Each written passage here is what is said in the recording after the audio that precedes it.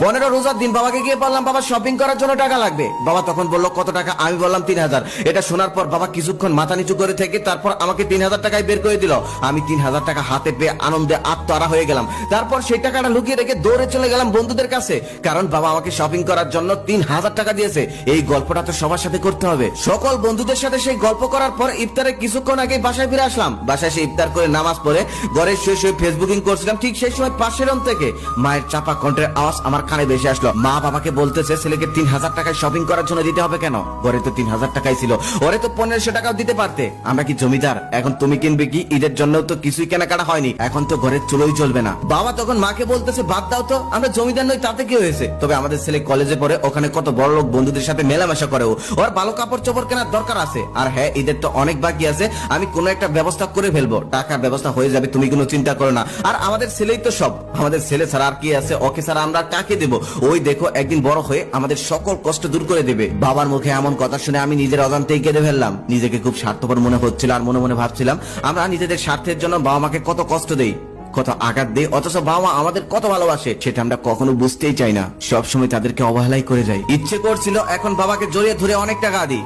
কিন্তু বড় হয়ে গেছি তো তাই আর পারছি না। সেদিনের রাতটা কোন রকম কাটালাম আর পরের দিন সকালে বের হয়ে গেলাম কাজের উদ্দেশ্যে। পরিকল্পনা আমার যেভাবে হোক টাকা ইনকাম করব আর সেই টাকা দিয়েই বাবা মাকে ঈদের শপিং করে দেব। আর এই ঈদের সমস্ত খরচগুলো আমিই করব। রোজা ছিলাম যার কারণে মাও খাওয়ার জন্য চিন্তা করতো না। সকালে বের হয়ে যেতাম, আবার বিকেলে বাসায় আসতাম। যদিও বাসায় আসার পর মা একটু বকাঝকা করতো, কিন্তু আমি কিছুই বলতাম না, কারণ আমি তখন দিন মজুরি খাটতাম। শুধু বাবা মায়ের জন্য জীবনের প্রথম টানা 12 দিন মজুরি খাটলাম। সেদিন রাতে বাসায় এসে শুয়ে আছি, ঠিক সেই সময় মা এসে বলতেছে কিরে রিহান, তুই না টাকা নিলি শপিং করার জন্য, কিন্তু শপিং তো করলি না। আমি তখন বললাম শপিং করবো তো, সময় আছে এখনো 3 দিন। মা তখন বলল কই সময় আছে, সবাই শপিং করে ফেলছে আর তুই কোথায় যেন চলে যাস, সারাদিন বাসায় থাকিস না, শপিংটা করছিস না কেন? কালকের মধ্যে যেভাবে হোক শপিং করে ফেলবি। আমি তখন বললাম কই সবাই করেছে, তুমি আর বাবা কি কিনেছো দেখি, দেখাও তো আমাকে। মা তখন উত্তরে বলল আমাদের আবার কিসের শপিং, আমাদের তো কাপড় চোপড় আছেই, তুই কিন, তুই কিনলেই তো আমাদের কিনা হয়। এভাবেই কথাটা কাটিয়ে দিয়ে মা আমার রুম থেকে বের হয়ে গেল। আমি তখন মনে মনে ভাবতে লাগলাম মা তোমরা সত্যি স্বার্থপর, তবে সেটা নিজের ক্ষেত্রে না, সেটা আমাকে উজাড় করে দেওয়ার জন্য। ঈদের আর মাত্র 3 দিন বাকি, তবে খোঁজ নিয়ে দেখলাম ঘরে কোনো বাজারও করা হয়নি। তারপরের দিন মাকে বলে আমি বের হয়ে গেলাম আমার ইনকাম করা 5000 আর বাবার দেওয়া 3000, এই মোট 8000 টাকা নিয়ে। তারপর মার্কেটে গিয়ে প্রথমে মায়ের জন্য একটা শাড়ি কিনলাম, তারপর বাবার জন্য পাঞ্জাবি আর লুঙ্গি, তারপর আমার জন্য পাঞ্জাবি প্যান্ট, তারপরে অনেক টুকিটাকি জিনিসপত্র কিনলাম।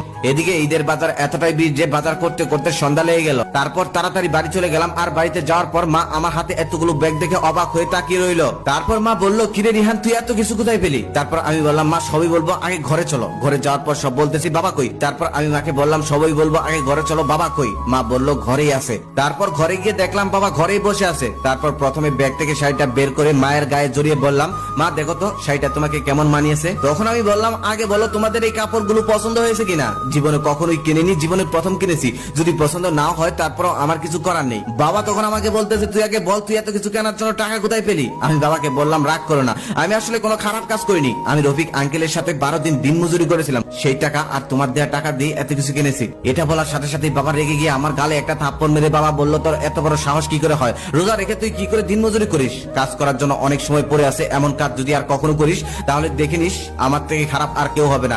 এই বলে সমস্ত কাপড় চোপড় ফেলে দিয়ে বাবা আর মা রুম থেকে বের হয়ে গেল। এবার তো আমি নিজে অবাক হয়ে গেলাম। কোথায় ভেবেছিলাম বাবা মা এসব দেখার পর খুশি হবে, তা না করে আমার উপর উল্টো রাগ করে বসলো। সবকিছু তখনও অগোছালো হয়ে বিছানার মধ্যেই পড়ে আছে। আমি শুয়ে আছি, ঠিক সেই সময় বাবা এসে বলল কিরে রিহান খেয়েছিস? আমি আস্তে আস্তে বললাম না খাবো না, আমার এখন খিদে নেই। বাবা তখন বলল আয় খেতে আয়। বাবাকে খুব ভয় করি তো তাই এক কথাই চলে গেলাম খেতে। তারপর মুখ বুজে খেয়ে নিলাম আর কোনো কথা না বলে সেখান থেকে চলে আসলাম। রাত 10টার সময় দেখি আব্বা আম্মা দুজনে আমার রুমে আসলো। এসে বাবা বলতেছে কিরে আমার লুঙ্গি পাঞ্জাবি কি দিবি না? তখন আমি তাড়াতাড়ি করে উঠে ব্যাগ থেকে লুঙ্গি পাঞ্জাবিটা বের করে বাবার হাতে দিলাম। বাবা দেখি কাঁদছে। তখন আমি বললাম বাবা আমি কি কোনো ভুল করেছি?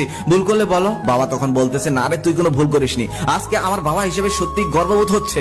আজকে আমি অনেক খুশি। ছেলের প্রথম ইনকামের টাকায় কোনো কিছু পেলে বাবা মারা কত খুশি হয় সেটা একমাত্র যেই বাবা মায়েরা পেয়েছে তারাই বলতে পারবে। তুই তখন বলেছিলি না পছন্দ হয়েছে কিনা, তাহলে শোন সারা দুনিয়া খুঁজলেও এর মতো পাঞ্জাবি আমি আর কোথাও পাবো না। এগুলো আমার কাছে অনেক দামি রে, এগুলোকে আমি যত্ন করে রেখে দেব, কারণ এগুলো হলো আমাদের আদরের সন্তানের জীবনের প্রথম ইনকাম করা টাকায় কেনা। এই বলেই বাবা আমাকে জড়িয়ে ধরলো। সেদিন খুব চিৎকার করে বলতে ইচ্ছে করছিল আজকে আমি পৃথিবীর সব থেকে সুখী মানুষ। সেদিন